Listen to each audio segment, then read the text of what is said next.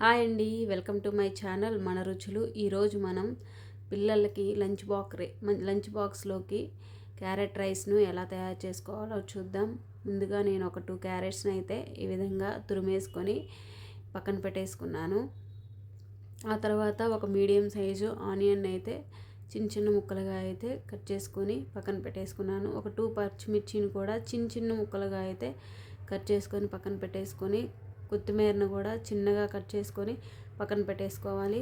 Stove on చేసుకొని బాండీ పెట్టేసుకొని, బాండీ హీట్ అయిన తర్వాత ఒక 5 టేబుల్ స్పూన్లు అయితే ఆయిల్ వేసుకొని, ఆయిల్ వేడైన తర్వాత ఒక టేబుల్ స్పూను జీలకర్ర అయితే వేసుకొని అవి చిటపటలాడిన తర్వాత మనం ముందుగా కట్ చేసి పెట్టుకున్న ఆనియన్స్ని అయితే వేసుకొని వేపుకోవాలి.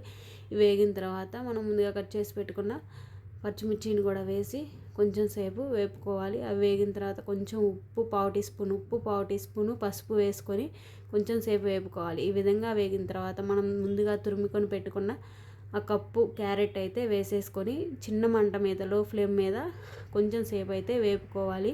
ఈ విధంగా వేగిన తర్వాత కొంచెం అల్లం వెల్లుల్లి పేస్ట్ వేసుకొని పచ్చివాసన పోయేంత వరకు వేపుకోవాలి.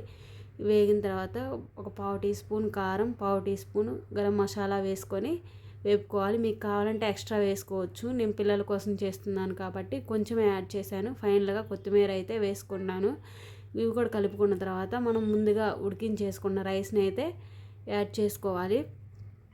ఈ విధంగా యాడ్ చేసుకొని కొంచెం ఒక హాఫ్ టీ స్పూన్ ఉప్పు వేసుకొని మొత్తం కలిసిపోయేలా అయితే ఈ విధంగా అయితే కలిపేసుకోవాలి. పిల్లలు ఇలా 2 క్యారెట్స్తో ఇలా రైస్ చేసి పెట్టండి.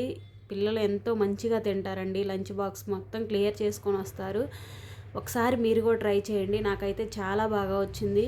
మీరు కూడా ట్రై చేయండి. మీ ఇంట్లో ఎలా వచ్చిందో కూడా నాకు కామెంట్ చేయండి. Please do like and subscribe. Thank you.